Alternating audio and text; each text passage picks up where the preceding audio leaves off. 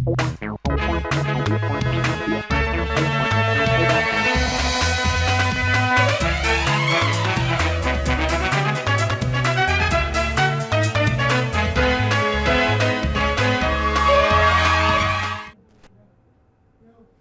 राष्ट्रीय समाचार से मैं अनुपम शर्मा। खबरों में आगे बढ़ने से पहले एक नजर आज की हेडलाइंस पर।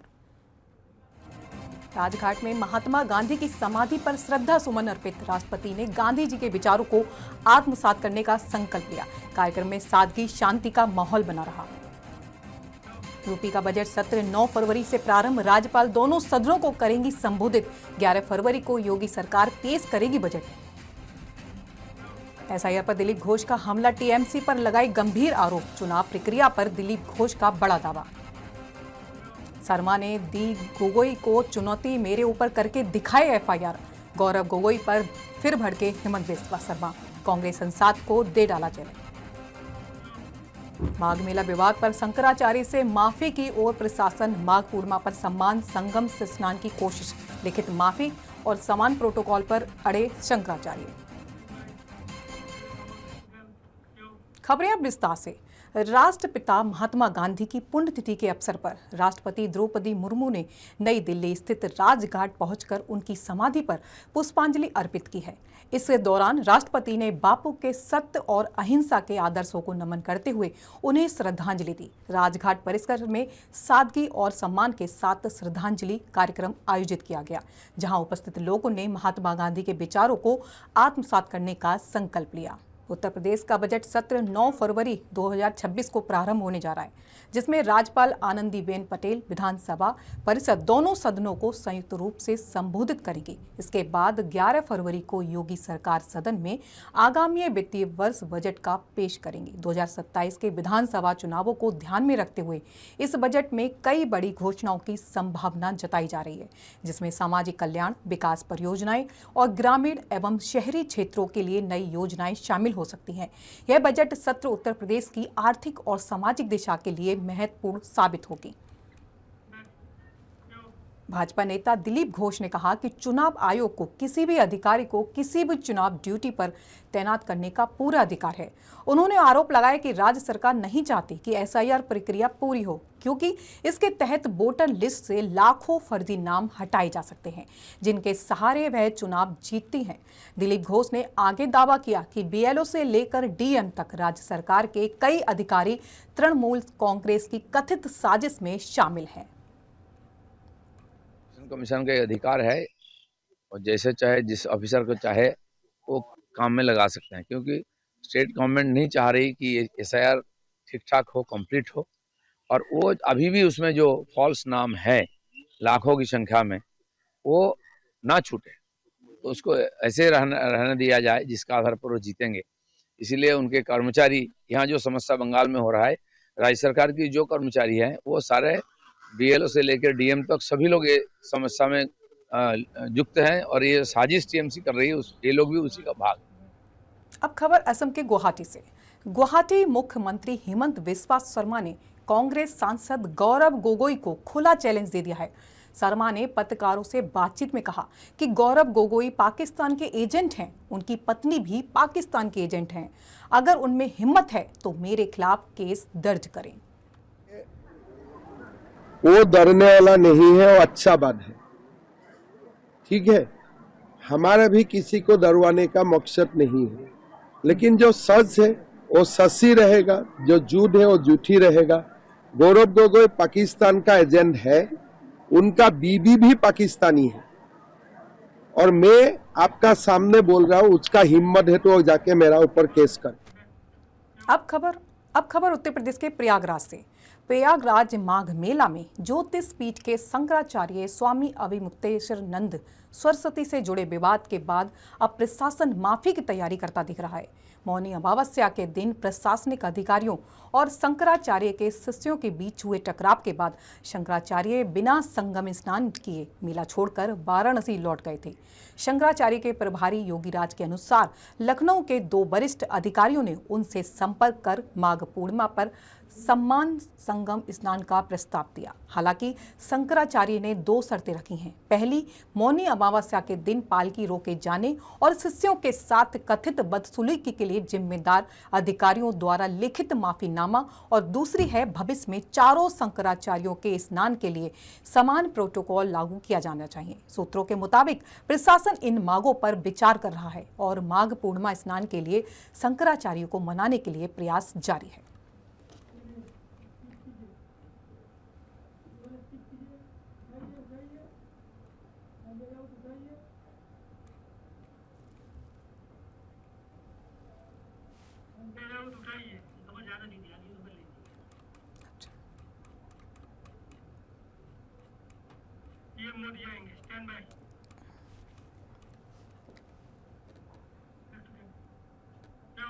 भारत आज राष्ट्रपिता महात्मा गांधी की 78वीं पुण्यतिथि पर उन्हें श्रद्धापूर्वक नमन कर रहा है।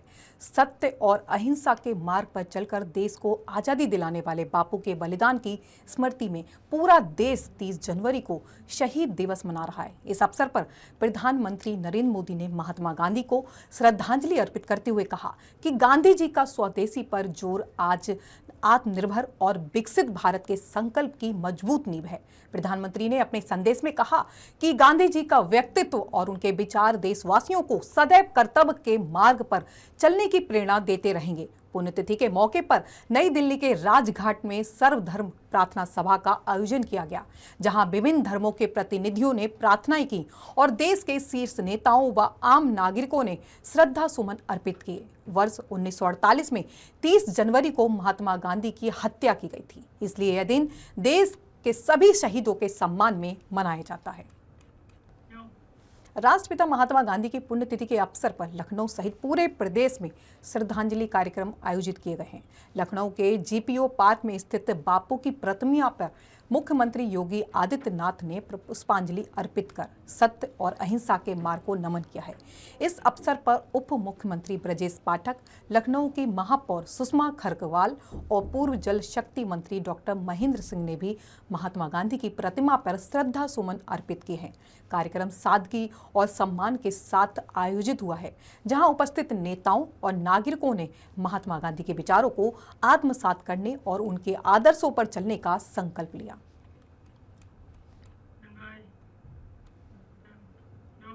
प्रधानमंत्री नरेंद्र मोदी ने लोक कल्याण मार्ग स्थित अपने आवास पर आर्टिफिशियल इंटेलिजेंस AI क्षेत्र में कार्यरत प्रमुख CEO विशेषज्ञों के साथ उच्च स्तरीय संवाद किया। इस बैठक का उद्देश्य आगामी फरवरी में होने वाली इंडियन AI इम्पैक्ट समिट से पहले भारत के AI मिशन को आगे बढ़ाने, रणनीतिक सहयोग को मजबूत करने और AI नवाचार को गति देने पर मंथन करना था।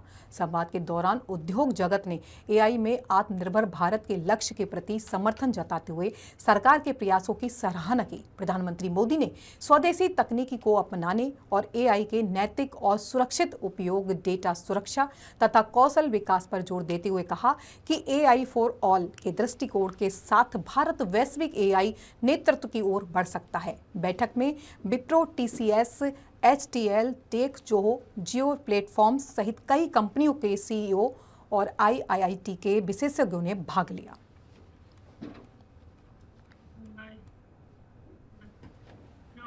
एनसीपी के दोनों गुटों के संभावित विलय को लेकर चल रही अटकलों के बीच शिवसेना नेता शाइना एनसी का बयान सामने आया है। शाइना एनसी ने कहा कि इस समय किसी भी तरह की अटकलों में जाने की कोई जरूरत ही नहीं है। उन्होंने साफ कहा कि पार्टी की प्राथमिकता फिलहाल संगठन और परिवार को मजबूत करने के साथ साथ एकजुटता बनाए रखने की भी है। उनका कहना है कि अनुमान और कयासों पर ध्यान देने के बजाय जमीनी स्तर पर मजबूती पर फोकस किया जा रहा है। नहीं लगता है कि ये समय है ये चर्चा के लिए। कोई स्पेक्यूलेशन में न जाते हुए फिलहाल परिवार को शक्ति दे, यही हमारी सोच है। जहां तक अंदरूनी मामला है एनसीपी का, पॉलिटिक्स तो हमेशा रहेगा, लेकिन इसका भी समय रहता है। फिलहाल उनको कंडोलेंसेस। लखनऊ में स्वर्ण वर्ग के छात्रों ने यूजीसी के नए नियम पर सुप्रीम कोर्ट द्वारा लगाए गए स्टे के बाद जश्न मनाया। हजरतगंज चौराहे पर बड़ी संख्या में छात्र एकत्र हुए और लड्डू बांटकर अपनी खुशी जाहिर की। इस दौरान छात्रों ने पोस्टर लेकर नारेबाजी की, जिन पर लिखा था, तिलक तराजू और तलवार नहीं सहेंगे अत्याचार। स्वर्ण वर्ग के छात्रों ने एकजुटता दिखाते हुए सुप्रीम कोर्ट के फैसले का स्वागत किया। छात्रों का कहना है, यह न्याय की जीत है और अगर जरूरत पड़ी तो आगे भी उनका संघर्ष जारी रहेगा। सुप्रीम कोर्ट के फैसले के बाद लखनऊ के कई इलाकों में जश्न का माहौल देखने को मिला। मेरा नाम अभिषेक मिश्रा है। मेरी मैन्युफैक्चरिंग यूनिट्स है। मैं एक बिजनेसमैन हूँ। यहाँ लखनऊ में मेरी फैक्ट्री चलती है।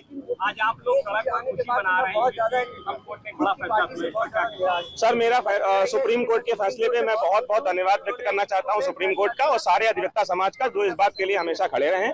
लेकिन मेरा कहना आज भी और ये सवाल अभी भी जारी है भाजपा जनता पार्टी के सारे विधायक, सारे मंत्री और सारे सांसदों, सारे नेताओं से कि क्या उन्होंने आज तक उनके मुंह में जुबान क्यों नहीं रही है, उन्होंने इस कानून का विरोध क्यों नहीं किया। ऐसा कौन सा डर सारे मंत्री, सारे विधायक, सारे नेताओं को सता रहा था जिन्होंने इसके खिलाफ बोलने की हिम्मत तक नहीं करी। और अगर उनके अंदर हिम्मत नहीं है तो मैं ये सवाल हमेशा से पूछना चाहूंगा कि टिकट आपको सरकार देती है, लेकिन आपको नेता, आपको विधायक, आपको मंत्री जनता बनाती है। तो जनता के सवालों पे आपको जवाब देना ही पड़ेगा। अगर आप पीछे रहेंगे तो अगर जनता आपको विधायक बना भी सकती है तो वो जनता आपको विधायक हटा भी सकती है। मेरा ये सवाल भारतीय जनता पार्टी के हर उस नेता से है कि क्यों वो आके इस काम का विरोध नहीं किया, उन्होंने इस कानून का विरोध क्यों नहीं किया।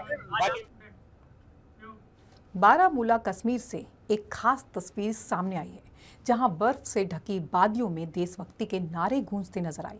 करीब 90 फीट लंबे तिरंगे के साथ युवाओं ने भारत माता की जय के नारे लगाए।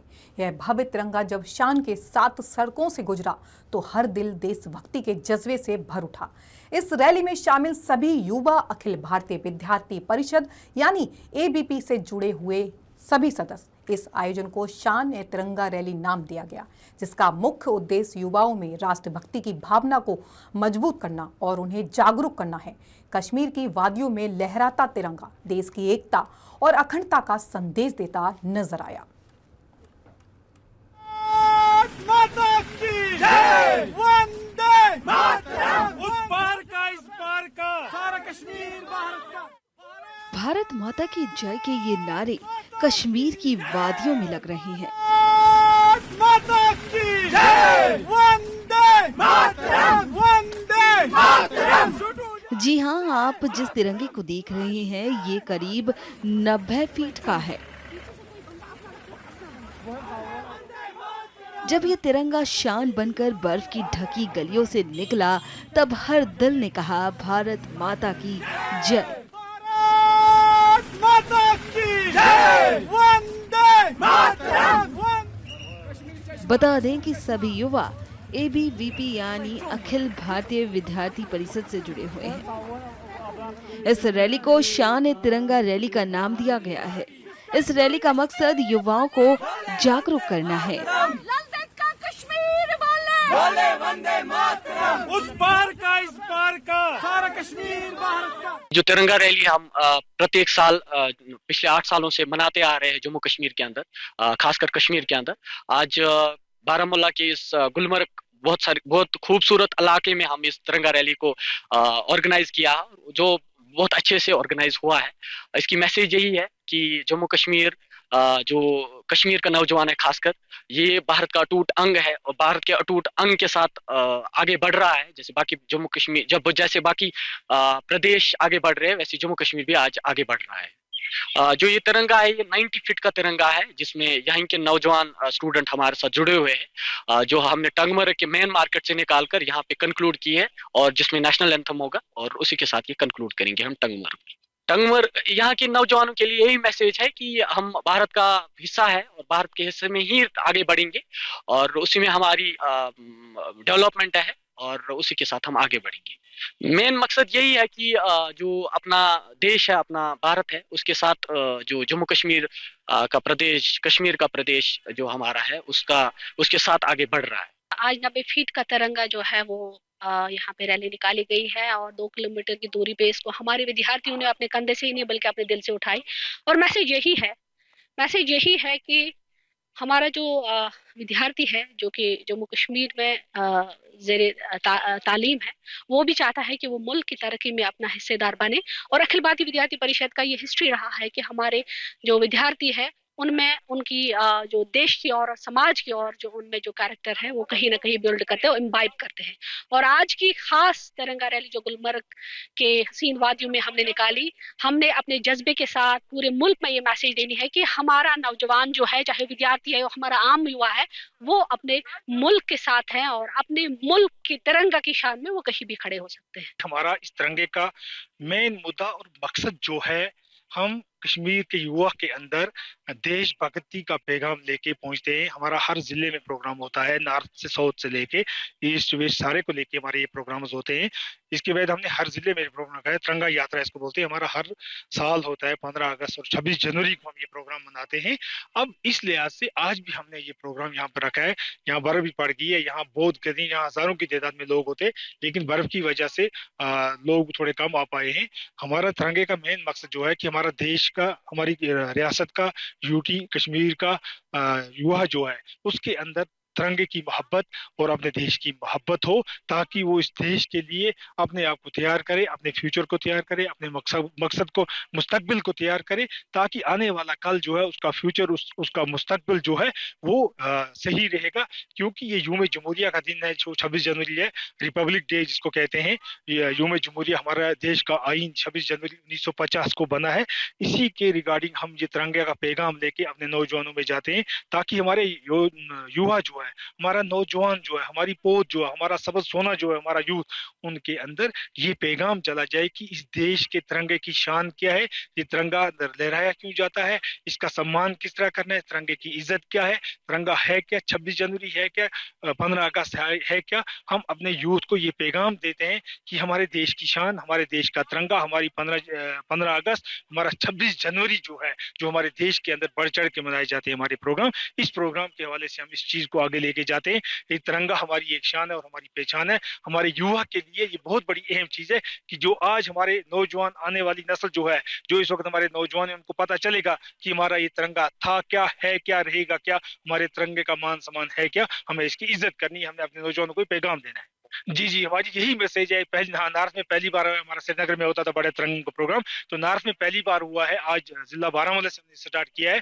तो हमारी यही मैसेज है युवा को कि आप आए, इस तिरंगे को कांधा दें, इस तिरंगे को संभालें, इस तिरंगे का मान सम्मान करें, अपना सही ट्रैक पकड़ें, अपना फ्यूचर बनाएं, अपना मुस्तकबिल बनाएं, अपने आप को संवारें, अपनी जिंदगी आगे लेके अपने देश में चलें। आपके लिए हर रास्ते, हर मौके जो है फराहम किए जाएंगे, ताकि आपके अंदर इस तिरंगे का मान सम्मान हो, इसके जज्बात आपके दिल के अंदर हो। यही पैगाम हम अपने नौजवान नस्ल को देना चाहते हैं, हम अपने शहरियों को देना चाहते हैं, ताकि इस तिरंगे का मान सम्मान हमेशा किया जाए।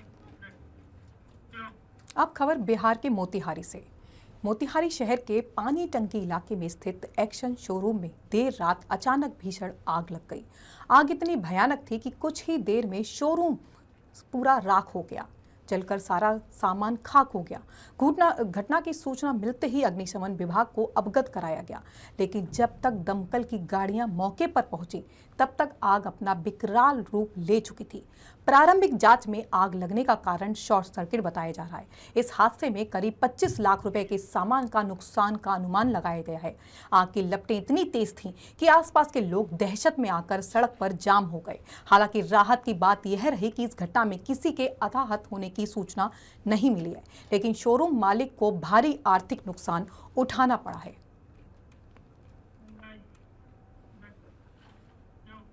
उप मुख्यमंत्री अजीत पवार के निधन के चलते महाराष्ट्र सरकार ने राज्य में 3 दिवसीय शोक घोषित कर दिया है, जिसके कारण 12 जिले परिषदों और उनके अंतर्गत आने वाली 125 पंचायत समितियों के आम चुनावों के शेष चरण स्थगित कर दिए गए हैं। राज्य निर्वाचन आयोग के अनुसार अब मतदान 5 फरवरी 2026 के बजाय 7 फरवरी 2026 को सुबह 7:30 बजे से शाम 5:30 बजे तक होंगे, जबकि मतगणना 7 फरवरी की जगह 9 फरवरी 2026 2026 को सुबह 10 बजे से शुरू की जाएगी। आयोग ने बताया कि नामांकन, नाम वापसी और प्रतीक आवंटन की प्रक्रिया पहले ही पूरी हो चुकी है। संशोधित कार्यक्रम का नोटिफिकेशन संबंधित जिला कलेक्टर 31 जनवरी 2026 को जारी करेंगे। चुनाव प्रचार 5 फरवरी 2026 की रात 10 बजे समाप्त होगा और परिणाम घोषित होने के बाद आचार संहिता हटाई जाएगी। निर्वाचित सदस्यों के नाम 11 फरवरी 2026 तक सरकारी राज्य पत्र में प्रकाशित किए जाएंगे। ये चुनाव पुणे, सतारा, संगाली, सोलापुर, कोल्हापुर, रायगढ़, रत्नागिरी, सिंधुदुर्ग, छत्रपति संभाजीनगर, परभणी, धाराशिव और लातूर की जिला परिषदों में कराए जाएंगे।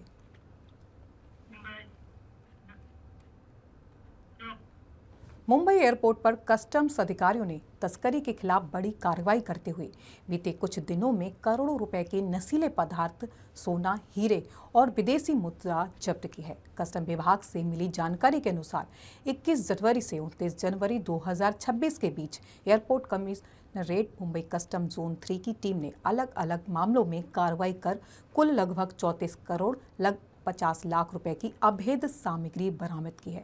सबसे बड़ी कार्रवाई ड्रग्स तस्करी के खिलाफ की गई, जहां 4 अलग अलग मामलों में करीब 26 करोड़ 52 लाख रुपए का हाइड्रोपोनिक बीट जब्त किया गया। यह नशीला पदार्थ बैंकॉक से आए यात्रियों के ट्रॉली बैग में छिपाकर लाया जा रहा था, जिनमें 4 यात्रियों को NDPS एक्ट के तहत गिरफ्तार किया गया है। इसके अलावा सोना तस्करी के 5 मामलों में करीब 4 करोड़ 99 लाख रुपए का 24 कैरेट सोना बरामद किया गया है, जिसमें एक मामले में बांग्लादेशी ट्रांजिट पैसेंजर और एयरपोर्ट स्टाफ की मिलीभगत सामने आई है।